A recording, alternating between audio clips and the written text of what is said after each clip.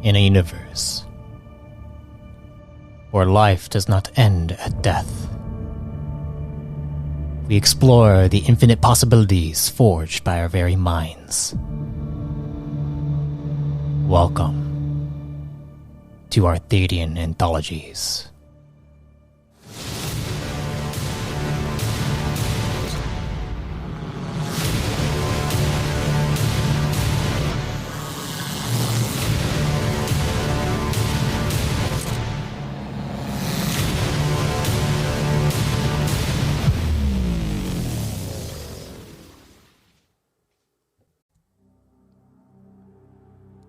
Greetings, fellow travelers and storytellers. Welcome to a Reborn in Power series that will be continuing from previous entries found across this podcast. For your recollection, I will be re-releasing the first 3 episodes for this series from Season 3, entries 74, 75, and 76. These are from the Retikon saga, which I highly recommend listening to as well, since it ties in with the New Age. I will attach a link to each of these episodes for you to listen back to that saga. You will also be receiving entries about the famed William Soar, who has been featured in multiple instances and has an influence on the greater realms. You'll also be getting to listen back on entry 80 again, with William's battle against the True Formless. In this series, however, we will dive into William Soar further, and the challenges he faced 30 cycles after the core reset. Now, without further ado, here are the entries unveiling the Archon.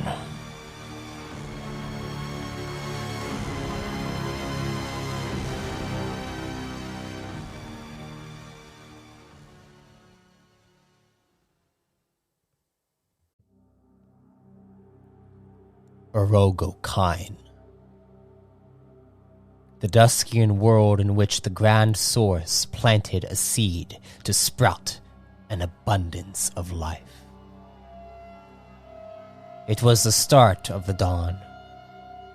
Erogo-Kine knew only imprisonment, solitude away from the vastness of space. However, after over 16 millennia, the barrier that traps all Duskian worlds within Evemore was shattered, allowing for the inhabitants of Erogo-Kine to begin their ascension. At the turn of the reset, the one who led the charge became known as the Archon. His devotion to Evemore gave him the will to push his people forward, to push them beyond their natural limits. Due to a crashed vessel of unknown origins, the Castine Retikon were given knowledge from multiple sources. First, the expansion of their bodies and minds were caused by the implementation of the Zakite plants found in the Redlands of Kine. After all of the Archon's people took the Zakite, only around 20% survived the process. Second, the Titanic spacecraft that crashed on their home harbored an abundance of knowledge about the core realms and the pillars. Over the course of 5 cycles, the Castine educated themselves on what they would find beyond their world. For the Archon, it was time to search for the others of their kind and bring them into the Retikon Republic and the will of Evemore. Upon Cycle 5 ACR, preparations had been set to embark on their first colonization effort. Beyond their home of Erogo-Kine, leaving Sultan Maroon and Seer Regulus behind, the Archon brought with him Arch-Commander Vorman and Grand Arbiter Nereus, along with an entire armada prepared to face death. On the mark of their departure, the crew of the Motherkind, being the spacecraft they built from the designs of the crashed vessel, embark on their first expedition off their world. As they blasted into space, drifting for weeks, the Archon made a few discoveries about some things on board the vessel. One being a piece of turquoise metal that seemed to have some kind of sentience. But one of his largest discoveries came when the Motherkind stalled in mid-space, near an asteroid field. The Archon's tech spear, Tentin, explained that they were in need of resources, and that the 8th asteroid in the field came back with scans of the resource required to continue their journey. Therefore, the Archon sent out the Archcommander and Grand Arbiter to extract the resources needed.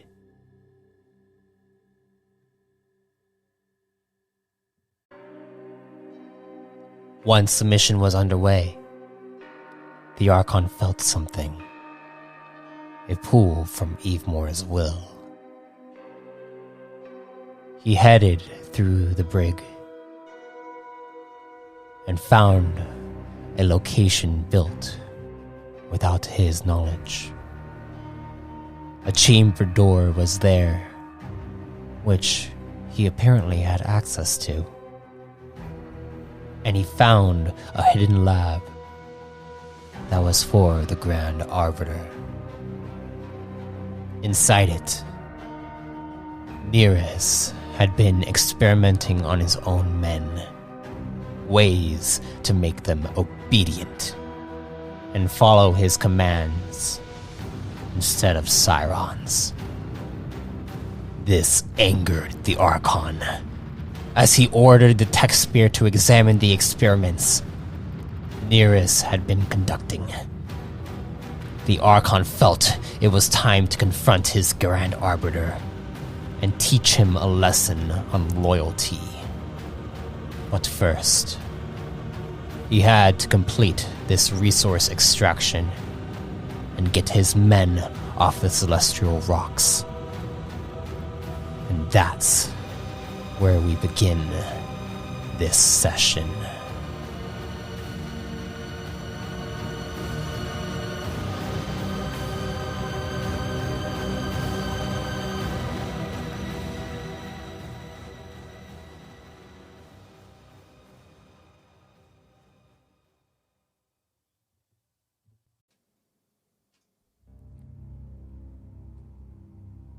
So, Syron. You enter into your pod as you see before you are a few of your men. They salute and bow to you. As you look up into the center of the cockpit, where you see the emptiness of space, and the ship this pod begins to start up. You see your pilot gets ready and looks back at you and says, Archon, you may take a seat here. Thank you. And you see he is a commander. Like, well, this is your mission, Archon. Guide us. You may launch when ready. You see he begins a startup sequence. As he does that, you see the ship begin to pull out this pod from its hangar. And the pilot, the pod begins to flow out into the emptiness of space. Your crew looks over towards you and nods and gets ready. commander kind of takes a step back and puts it on autopilot as he looks towards you. So, what's the plan? Arch Commander Vorman requested reinforcements, and that is exactly what we're going to give him. All right. Should we contact Vorman now that we have left? Yes, contact him immediately. I want to know his status. You see he pulls out a codex and then begins to click on it.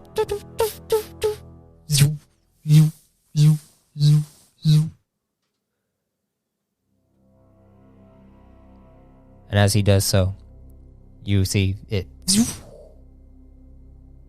opens up, and you see a holovid live of Commander Vorman, Arch Commander Vorman.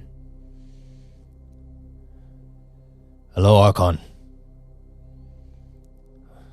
It seems that we are not alone on these rocks. Tell me, what have you encountered? Strange. Almost like fish. They are serpentine. How are our men faring against them? So far we are able to ward them off, but it seems like they're gathering and they're not wanting to attack. They might be intelligent in some way. If they're intelligent, then we shall speak with them. And if they are not, we shall plow right through them. Yes, Archon. I will hold base steady until you arrive. Nearest is out scouting ahead to find out any information he can. And has he reported back with anything as of yet? Well, he's been out for about 30 minutes now, so nothing as of now. All right, I'll be joining you in a few. Good. See you on the surface. And he nods to you, and then serpentine creatures out here. There's no atmosphere. I'm going to take out my codex, and then I'm going to look up, like, serpentine creatures. Okay. Throughout the lore archive that you have gathered from Core Realms, go ahead and roll me a lore check with advantage. Actually, first, roll me a computers check. Computers first. Yeah. Got it.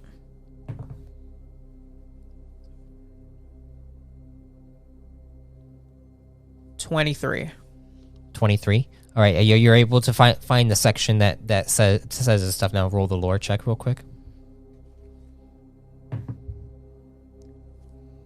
With advantage. With advantage.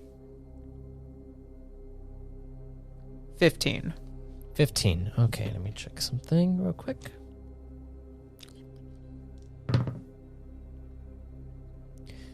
All right, you're able to get that there are creatures, dangerous creatures, that like to feed on cerebrum and the cerebellum of intelligent life forms, the brain matter. And the more brain matter you have, the more they want to eat you. So, these creatures are known as Celica. They do travel in packs. They are quite weak, but you want to be careful because they are really, really, really quick. And as soon as they begin to eat you, your head's probably going to be gone. Okay, I'll forward this information to Arch Commander Vorman. All right. You forward the information over, and then you see it disconnects. Do you try again? I'm going to try one more time, yes. You look on your codex. It says something is blocking it. Can I roll computers check to do an to investigate it? Yes.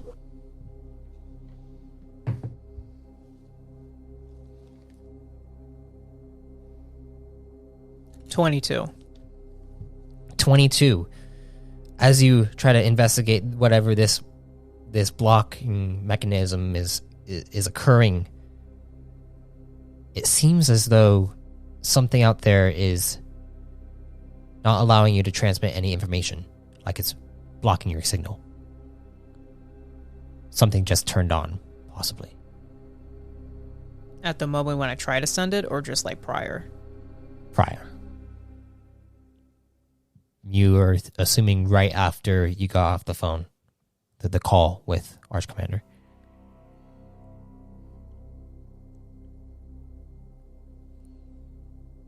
What are you going to do? Okay, I'm going to take a look at one of the Retikon on the ship. Okay.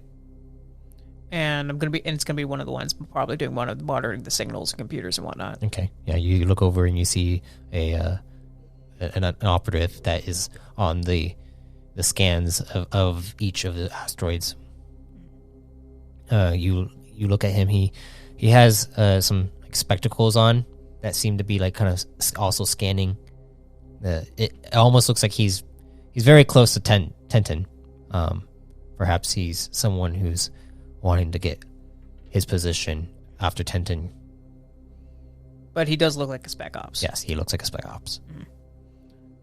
Spec Ops. He looks over. Yes, Archon. My communication's being jammed with Arch Commander Vorman. When I try to forward him the information about these serpentine creatures, I want you to run an investigation for me. Yes, Archon. Please, may I see the codex? Of course. He takes it. He sets Find it down. out what is scrambling that signal. Okay, you see him begin to crack his fingers. As he cracks them, he's like, this will be fun.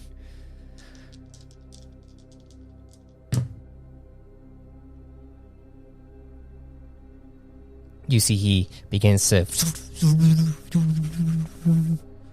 There is a specific coordinate on the 8th asteroid in this field. I'm getting a ping. Some kind of signal blocker. Whatever it is, I believe that's where we'll find out. But and our current destination is to which asteroid? They're on asteroid 7. Let's get to asteroid 7 first. Then we'll set a small scouting team to asteroid 8. All right. As that occurs, I need to roll something real quick.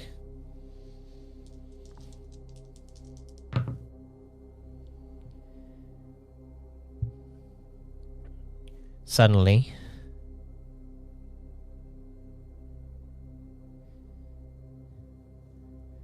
okay, here we go. Now let me see if they can scan the area well enough.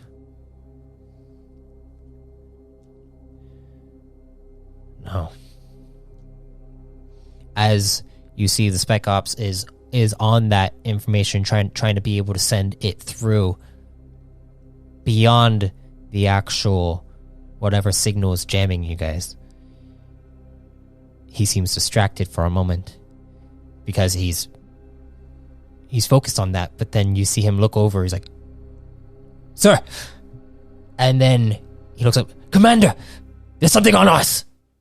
And as that happens, you hear a on the back of the pod. Suddenly, you see a huge, what looks like piercing metallic blade that pierces directly into the hole of this pod and begins to tear it open. As you see, the ship goes, and the commander and the Spec Ops go to roll checks. The commander goes to try to get up and maneuver to turn on the shielding so that the whole of the ship isn't compromised and causes you guys to all flow out. But as soon as that happens, I would like you to roll me an athletics check.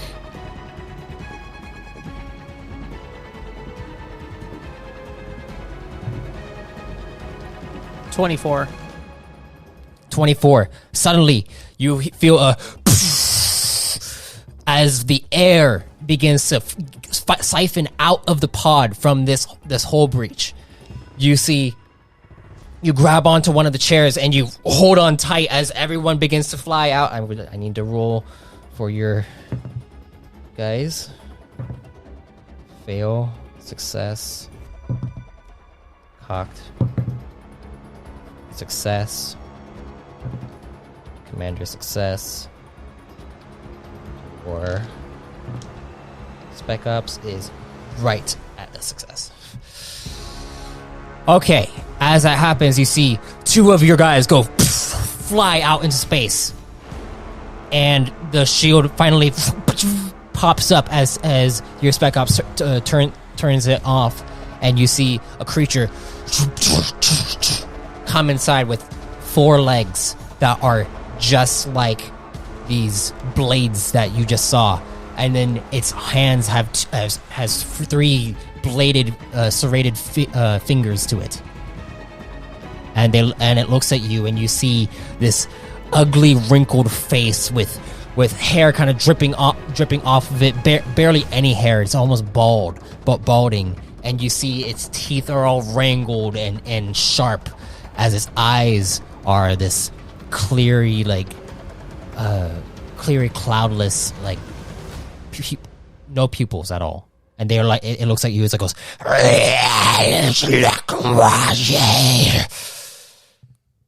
And as that happens, I would like you to roll me initiative. 15. 15.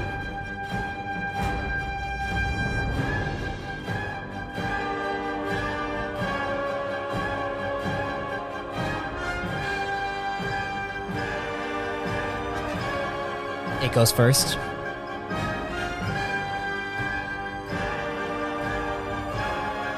And then I need to roll. Yeah, it goes first.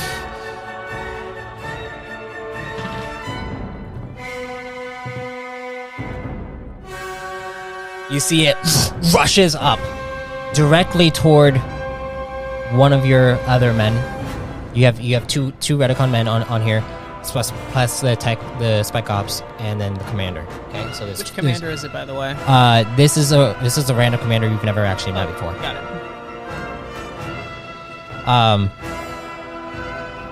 But yeah, as this happens,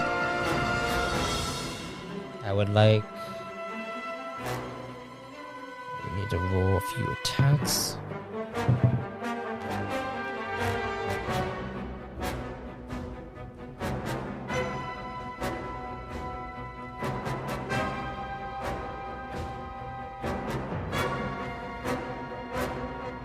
So yeah, those definitely hit.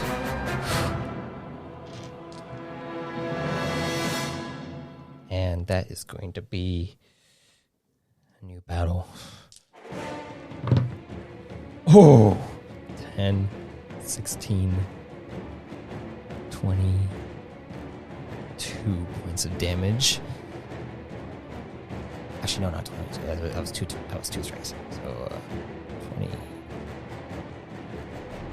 26 points of damage as you see 2 strikes go straight for the neck of one of your men, and you see it slices his neck open as he goes, and you see he goes for a strike at it. Not enough. As he goes for a strike at it, you see it ducks right underneath his strike, and then pierces his chest, and then throws him out of the ship. That was your first guy, and now it is, I believe it is actually the commander's turn. So the commander is gonna get up. He pulls out a tech saber, and then goes to strike him twice. Cocked. He hits the first one. He hits the second one. Teeling.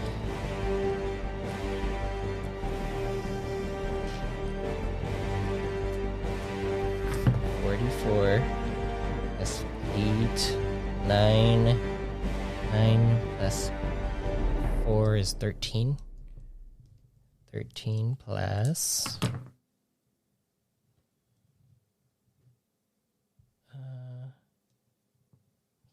6, 9, 10.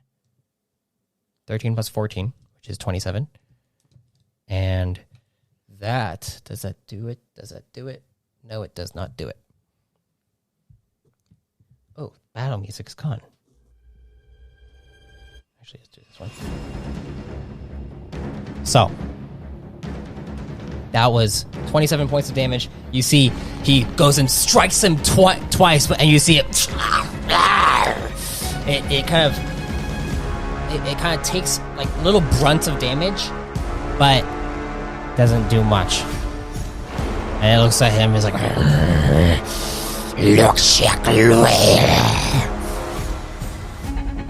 it's your turn.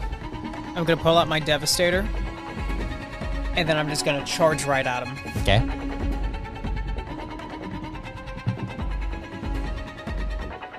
$25 to hit. You go up and you hit him straight on the chin as it goes. Go ahead and roll 4 damage.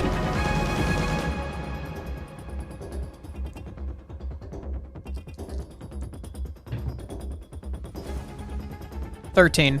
13. As you see it, you hit him straight on the chin. You feel something hit off of him, and he goes, actually, fucker. And as that happens,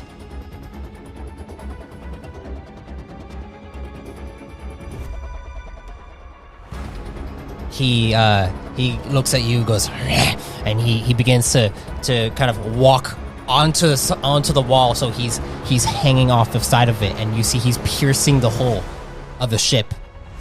I'm gonna go for another strike on him. Go ahead.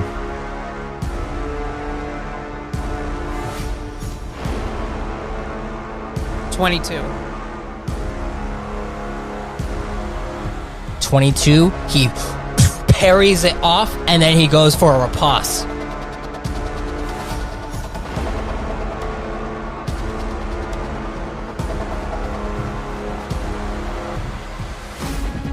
Cocked.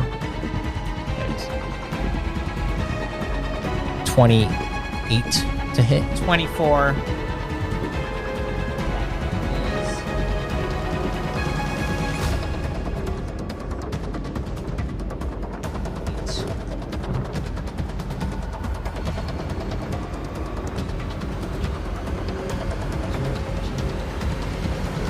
$18 points of damage. What's your armor rating? 24. All right, so then it's going to deal 3 points to your armor threshold.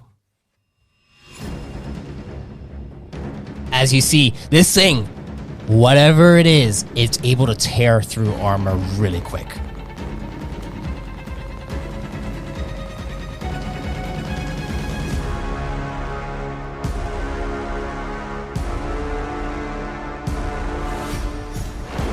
Okay, so I'm going to go for. Wait, that was my second. That was your second strike. Do you want to do a field? I was just gonna say field assailant. Field assailant. All right, sounds good. Yeah, just let me span the stamina. Go ahead.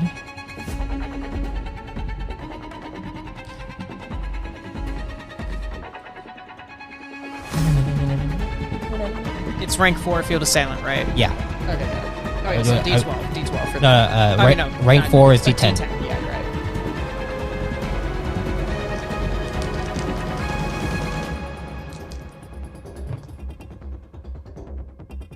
24. 24. I rolled a 7 and a 1. 24 to hit, yeah. Right? All right. Let's see if he's able to parry. Actually, no. He doesn't parry. go ahead and roll your damage. So you add that D10 to the roll. Nice. Surprised you didn't use a pulse function.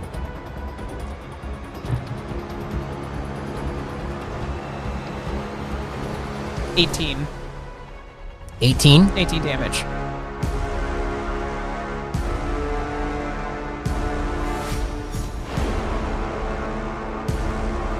You see it.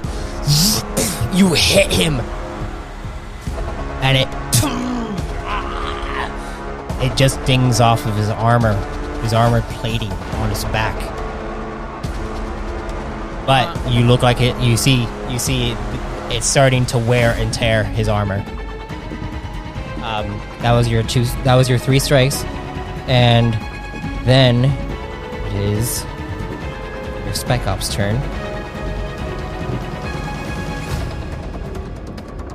He hits. First strike. Second strike he hits. And third strike he misses. You see him pull out 2 tech blades, and he goes up for 3 strikes at this creature. And he hits him twice, dealing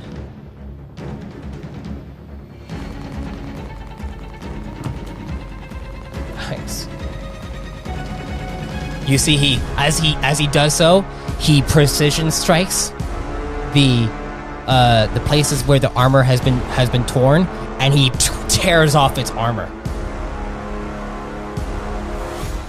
As that happens, though, the Carver looks back at him, at your Spec Ops, and goes to use a Flurry Slash. 3 unarmed attacks.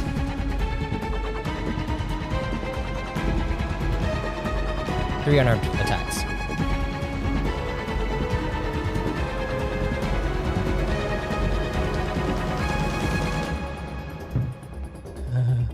Fail. Success.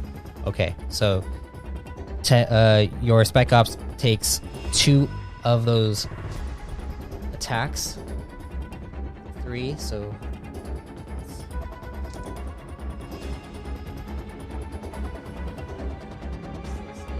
so 66 total. 66 plus 8.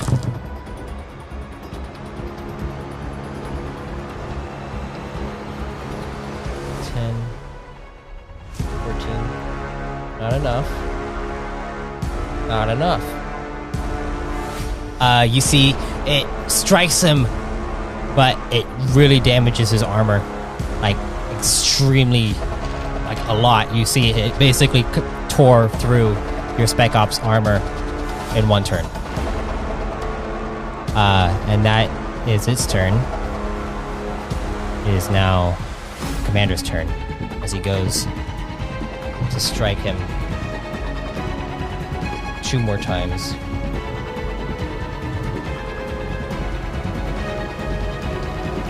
He hits 1 of them.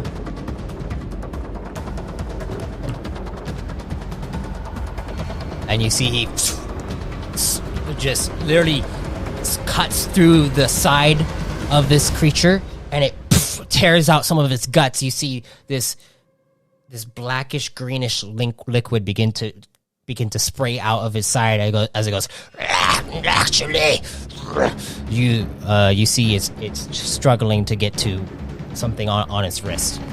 It is now your turn. Okay. Since its arm's been taken off now from the Spec Ops attack earlier, right? Mm-hmm. Okay, so I'm gonna before it can go for its wrist, I'm gonna like slice right at that. Okay. You're gonna slice at it. You have a Devastator. The Devastator doesn't slice. Oh yeah, sorry. Oh yeah. No. You gonna bash it? Yeah. There we go. That's the term. How are you gonna do it?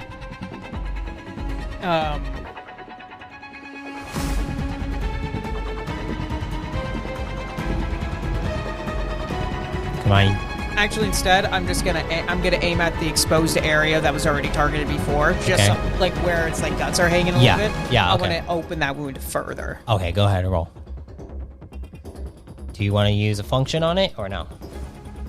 Well, how healthy is it looking? It's looking healthy. Oh, well, still. then, yeah, I'll use a function for it. You know what the pulse function does, right? 3d8 kinetic damage. Yeah.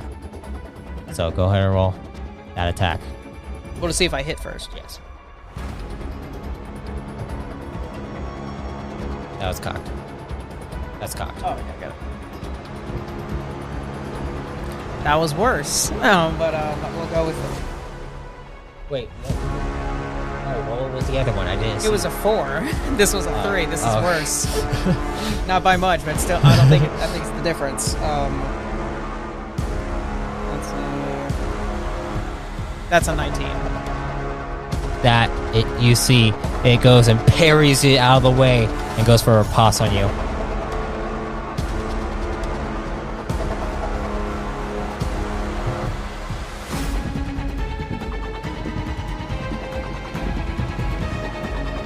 Uh, 28 to hit.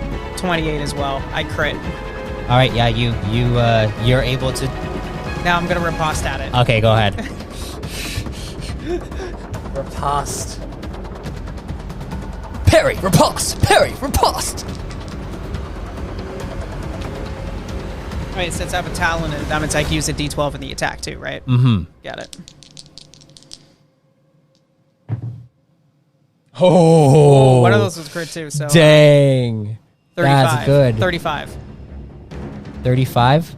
I'm gonna switch to music. Well, crap.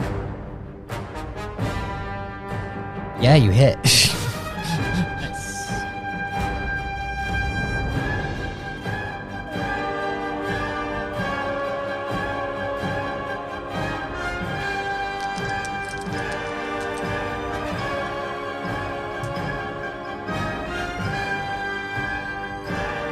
$22.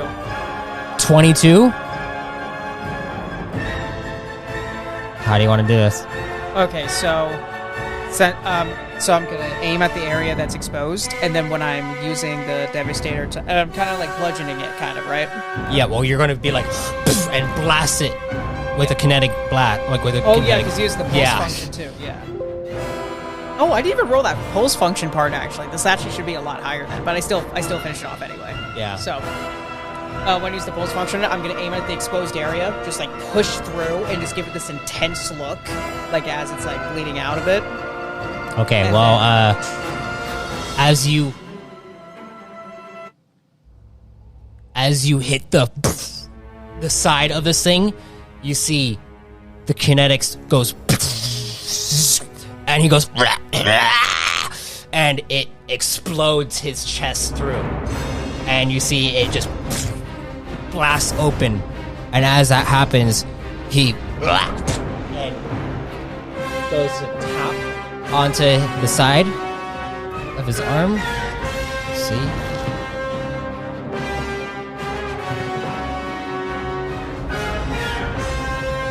Roll me an agility check. Actually, acrobatics. That's an 8. You go to try, you see the commander and the spec ops go to try to stop him from tapping his arm, but he's able to, and you see it as that happens. The commander looks over, is like, oh no, and you see it's turning red.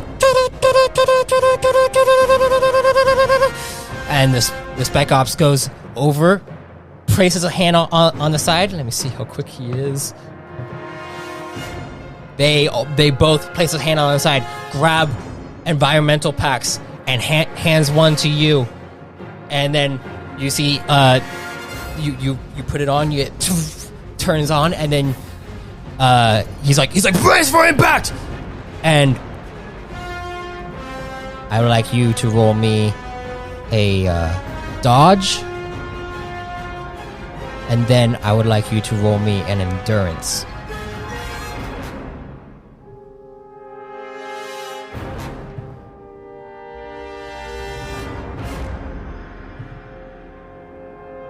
Nine and 10. These are like my two lowest ones. 9 and 10? Yeah. Like out of all the things I have like rank and talent in, you pick the only few things I don't. Well, I'm sorry. I'm sorry. As that happens, you feel a huge explosion occur in the middle of the pod as it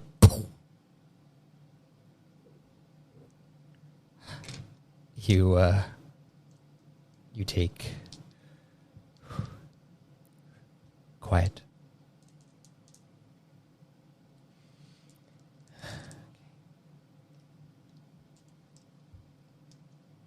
Sorry, I have to grab dice. Mm-hmm.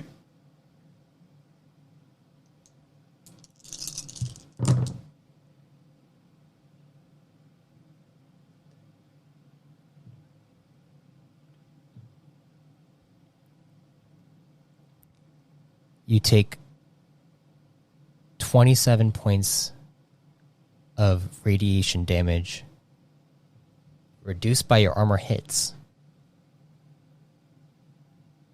Okay. You are now also feeling this strange feeling.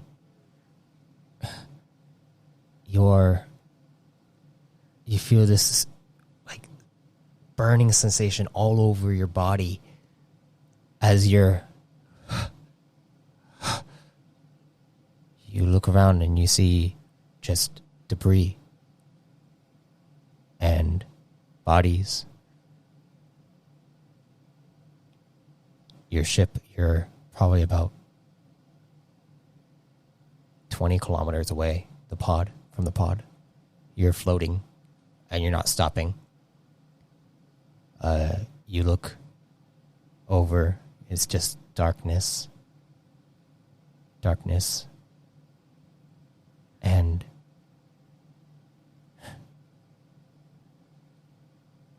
you feel this strange gnawing sensation at your body. You take 9 points to your stamina.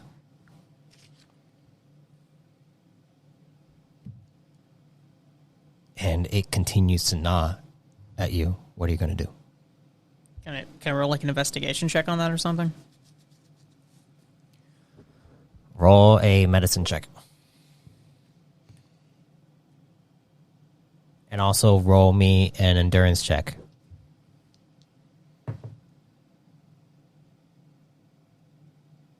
$17 on medicine. Okay. 11 on endurance.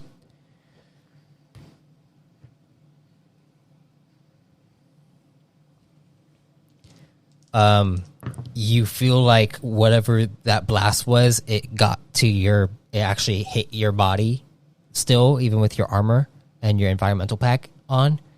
You're able to breathe in space because of the environmental pack. But you're not vulnerable. You're not invulnerable to damage. And that was radiation damage, a lot of it, because it was an explosion. Mm-hmm. And you feel like you might have radiation poisoning right now. And it's severe. You take 13 more points. Actually, 12 more points to your stamina.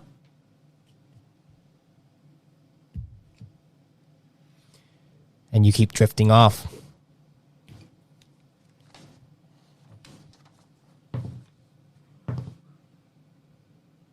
I'm going to use Guiding Light. All right. Go ahead and roll a religion check.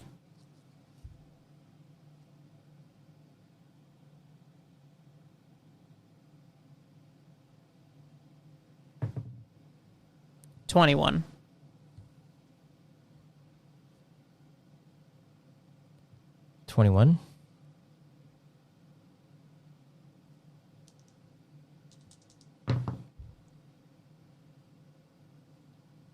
Okay. You see the light begins to kind of flicker right in front of you. The purple hue to it begins to turn black. And then you get this feeling that you need to use your energy.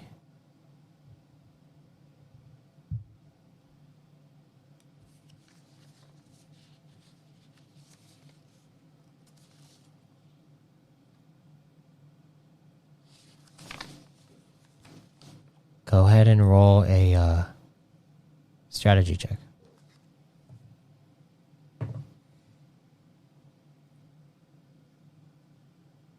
$26. 26.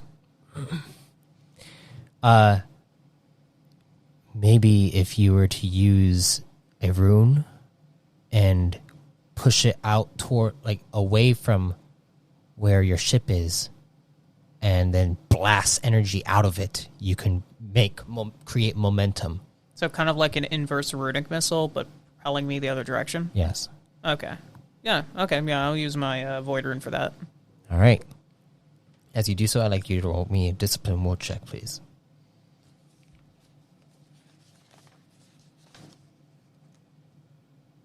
I'm going to use Disciple's Will on that.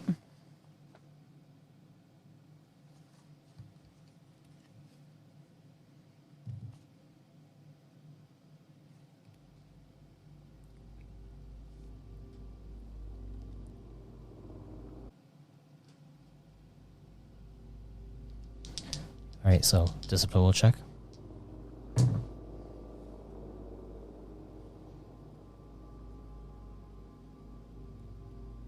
$17. 17.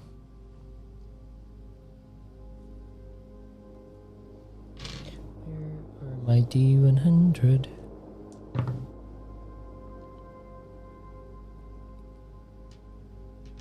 As you feel your void rune pop out, you go to control it to release energy, and as you do so, it goes, and actually I have something for this.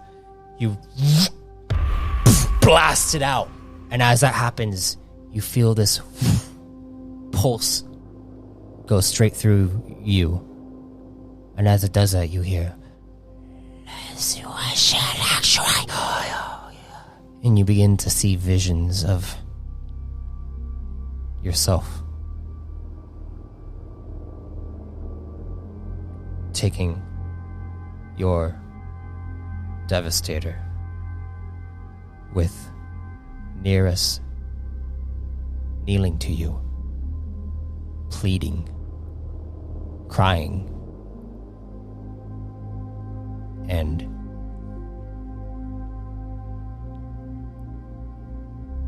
you go and swing at his head. And as you do so, you see he falls down and his head is gaping with just blood. And all your people are looking at you. And you see fear in their eyes. And submission as they begin to kneel to you.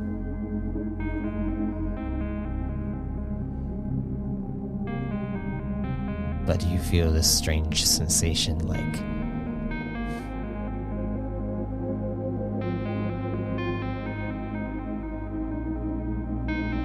is this the only path you have? And then it rushes out of you. You feel that it leaves your mind.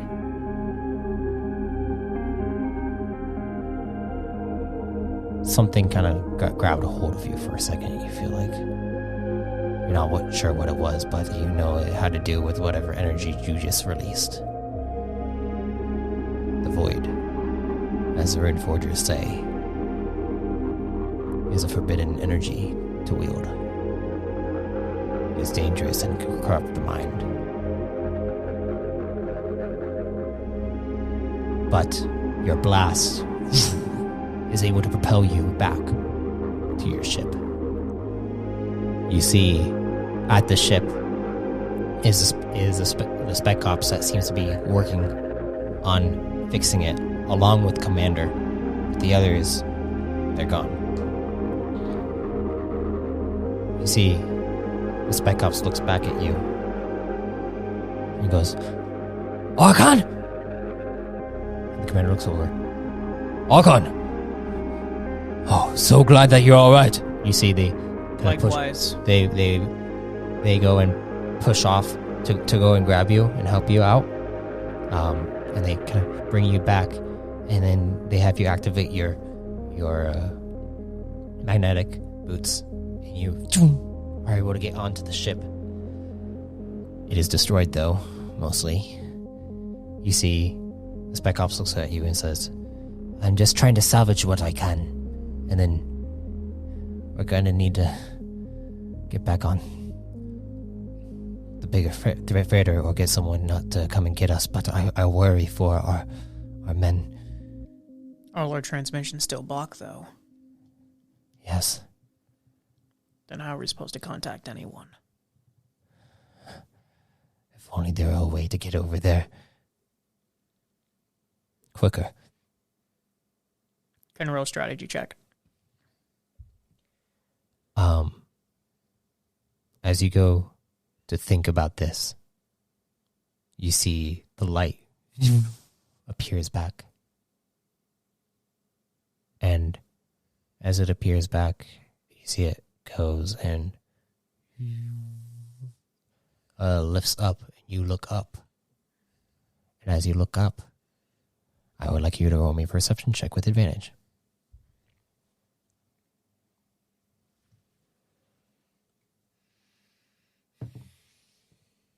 16. 16. You're just not rolling really well. I'm rolling like 2s, 3s, and 4s mostly. Oh my gosh. No matter what dice I use. You barely notice a strange glimmer above you. Is that another pod? In the stealth field? Probably about 10 kilometers up. And yeah, it looks like maybe that carver, that creature, that's its ship. I'm going to point straight up at the ship to and make sure that the spec ops and the commander know that what I'm doing.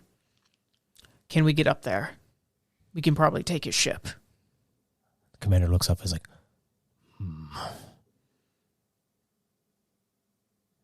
That's true, we could. Maybe we should. Spec Ops, what do you think? I can probably take off the thrusters and put them on our armors for an added boost, but it'll be very makeshift, and getting through whatever debris might be through here is going to be difficult. But it's definitely possible, I think. But it would take me some time. How much time? 2 hours. Then we must wait. Go for it. All right. I'll help. The commander goes and helps the Spec Ops. As you do so, I would like you to also roll me a discipline check. Disciples will again. All right.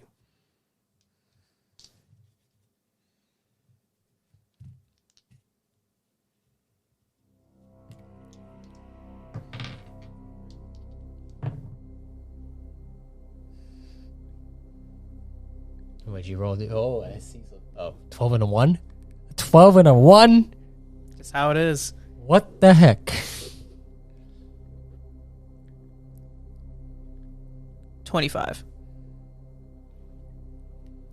25?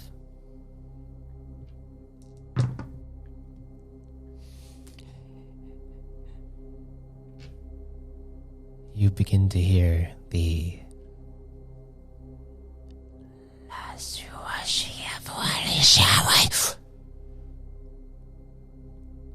and you get this feeling, this prickling sensation.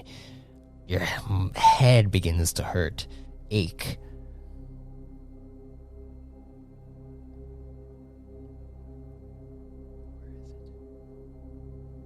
Sorry, I'm looking for something real quick.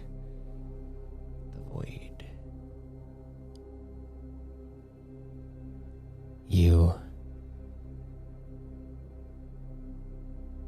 see this black space around you is starting to just engulf your thoughts. You no longer see the ship.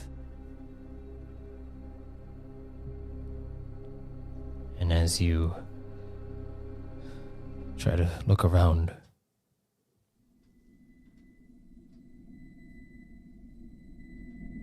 you see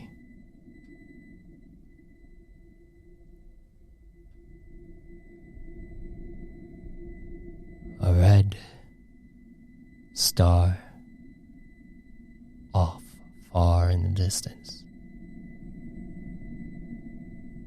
Your feet are planted in a blackened puddle.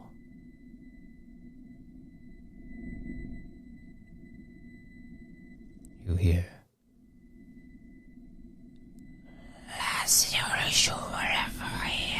as it continues this strange language. You begin to hear, you are chosen by a different entity.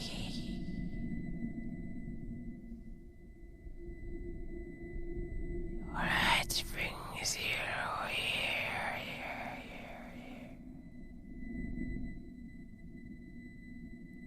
What do you say?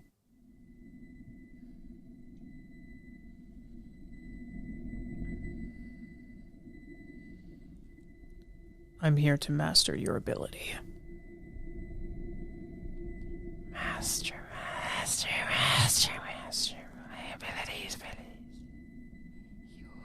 You are not almighty. You are nothing. Why?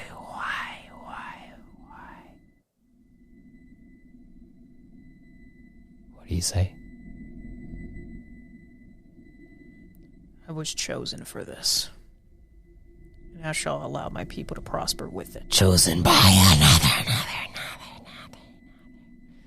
Not with us all. I was chosen by the only one that matters. You learn. You are nothing without the whole.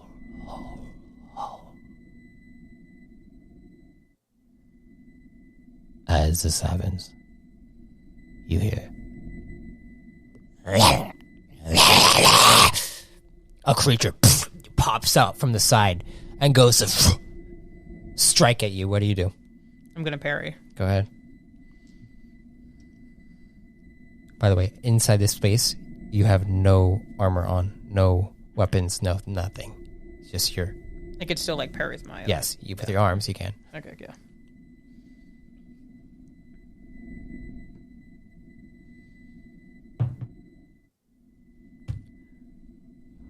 $19.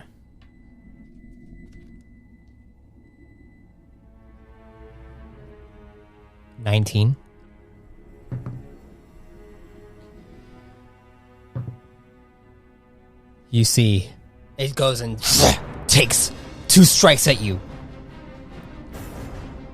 You are able to parry the first one. Go ahead, roll on the second one. 22. 22.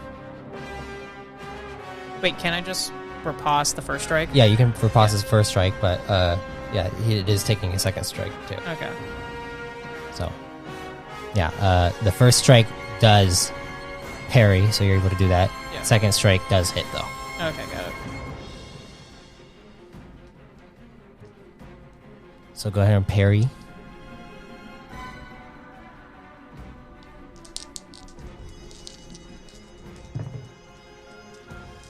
$27.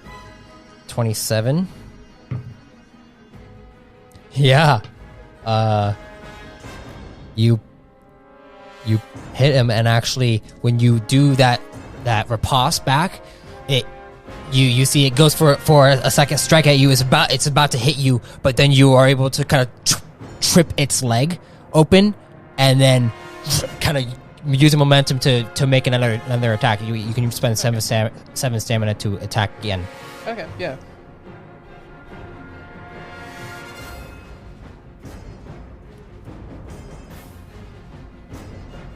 So this is the damage for. Did you already do the damage for the riposte? No. Okay, well, then, yeah, you attack again, and then add the damage up. Okay, go. So between the two. 25. Okay, so 25 for the attack. Okay, yeah. That hits. Okay. So riposte damage plus another damage die. Plus, yeah. Oh, and I still add the bonus plus 12 then for the thing. So.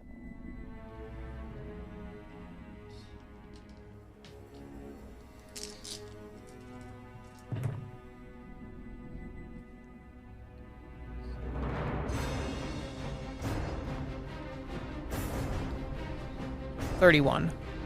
31. Yeah, you go and two strikes, one to the gut and one to its chin. It's like cheekbone, and you see it dislodges and it falls into the water. And then you hear 3 more pop up and begin to swarm you. Go ahead and roll me 1 defensive form, please. Parry. 22.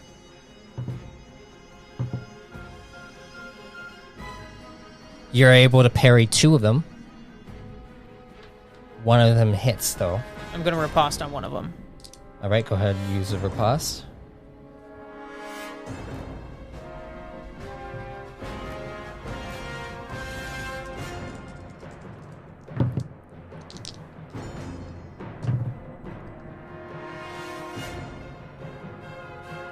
$30. 30? Yeah, that hits. But this also dealt 17 points to your energy as you feel your life force begins to get siphoned out of your body.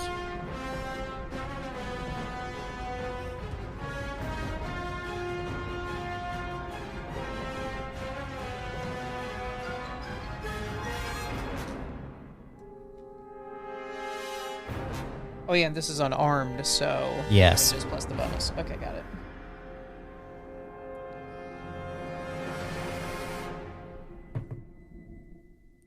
$13. 13. To hit or... No, to the damage. Oh, to the damage. Okay, yeah. You're able to kind of punch the other one, like into the side, and you see it kind of gets pushed back, but it's still up. But the one that did the 17 points of siphon energy kind of goes and just stares at you. And then I would like you to roll me 1 more discipline will check. Okay, Disciples will again.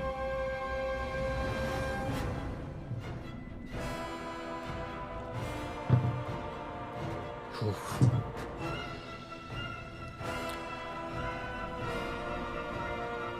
20. 20. As that happens, you feel something come onto you, and you hear, "Flash, get out of here. You will not command." And suddenly you feel this strange pulse through your head. Your mind goes blank.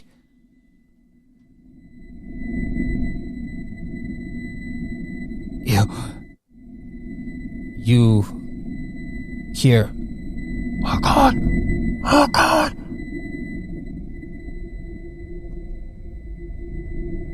And then it goes to darkness.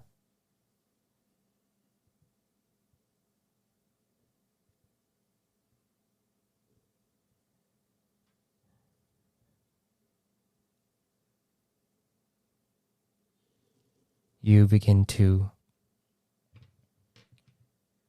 fade in and out, hearing certain things.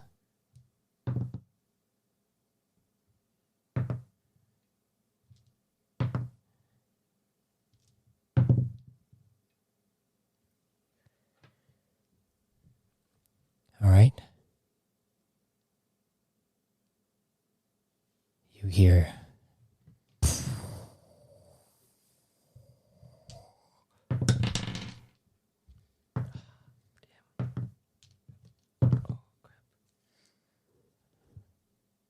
you feel this like this strange pulse into your arm for a second, and you hear, "Oh, no, what have you done? No. I can't maneuver this quickly." And suddenly you land somewhere. You feel a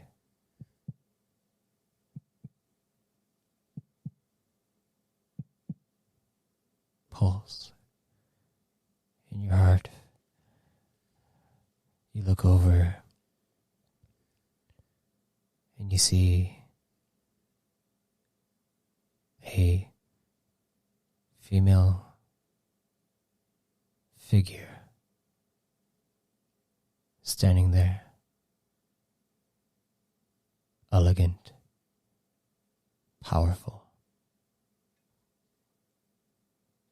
but she has a tear in her eye. Evemore? Your eyes close.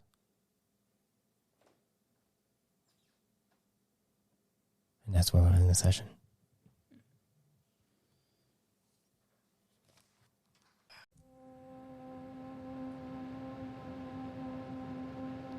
I thank you for listening to Dusk vs. Dawn.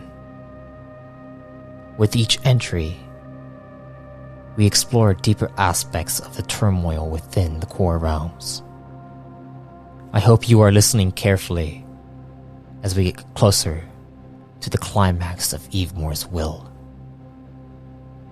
Also, if you want to be reborn yourself, you can subscribe as a Chosen to access Chosen creation and exclusive Codex entries. Until next time, travelers, be safe, stay safe, and if death comes to you, may you be reborn in power.